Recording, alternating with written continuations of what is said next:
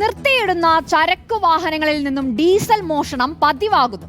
ഇന്ന് പുലർച്ചെ നെയ്യാറ്റിൻകര വെള്ളറടയിൽ 3 ലോറികളിൽ നിന്നാണ് സംഘം ഡീസൽ കവർന്നത്.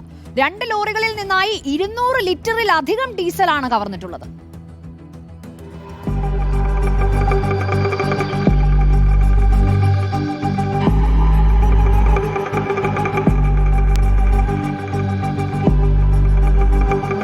വെള്ളറട ചാരുംകുഴിയിൽ പ്രവർത്തിക്കുന്ന ഡേവിഡിന്റെ ഉടമസ്ഥതയിലുള്ള ടയർ വർക്ക് ഷോപ്പിലും സമീപത്തെ യേശുദാസിന്റെ കടയിലുമാണ് മോഷണം നടന്നത്. ഡേവിഡിന്റെ സ്ഥാപനത്തിൽ നിർത്തിയിട്ടിരുന്ന 2 ലോറികളിൽ നിന്നായി 200 ലിറ്ററിലധികം ഡീസലാണ് കവർന്നത്. കട കുത്തിത്തുറന്ന് അകത്ത് പ്രവേശിച്ച കള്ളന്മാർ CCTV ക്യാമറയുടെ DVRും മേശയിൽ സൂക്ഷിച്ചിരുന്ന 4000-ഓളം രൂപയും കവർന്നു. 3ാമത്തെ തവണയാണ് മോഷണം പോകുന്നത്.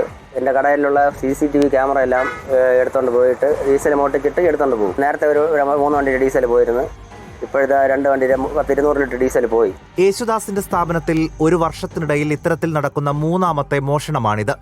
സമീപത്തെ യേശുദാസിന്റെ കാർ വർക്ക്ഷോപ്പിലെ CCTV തകർത്ത ശേഷം ഇവിടെ ഉണ്ടായിരുന്ന ഇന്നോവ കാറിന്റെ ബാറ്ററിയും 25 ലിറ്ററോളം എൻജിൻ ഓയിലും കവർന്നു.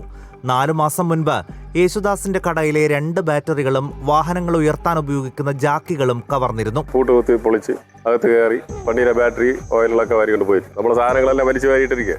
ക്യാമറ വെച്ചിട്ടും ക്യാമറ അടക്കമാണ് എടുത്തിട്ട് പോയിട്ടുള്ളത്. പനച്ചമൂടിന് സമീപത്ത് നിർത്തിയിട്ടിരുന്ന ജിബുവിന്റെ ഉടമസ്ഥതയിലുള്ള ലോറിയിൽ നിന്നും ഡീസൽ നഷ്ടമായിട്ടുണ്ട്. കഴിഞ്ഞ സെപ്റ്റംബറിൽ പാറശാല പരശുവയ്ക്കലിൽ നിർത്തിയിട്ടിരുന്ന ലോറിയിൽ നിന്ന് ബാറ്ററി കവർന്നതായും പരാതി റിപ്പോർട്ട് ചെയ്തിട്ടുണ്ട്. കള്ളക്കടത്തിന് ഉപയോഗിക്കുന്ന വാഹനങ്ങൾക്ക് പെട്രോൾ പമ്പുകളിൽ കയറാതെ ഡീസൽ ഉപയോഗിക്കുന്നതിലേക്ക് വേണ്ടിയാകാം ഇത്തരത്തിൽ വ്യാപകമായി ഡീസൽ കവർച്ചകൾ നടക്കുന്നത് എന്നാണ് ഉയരുന്ന പ്രധാന ആരോപണം. പോലീസും ഈ ആരോപണം പരിശോധിക്കുന്നുണ്ട്.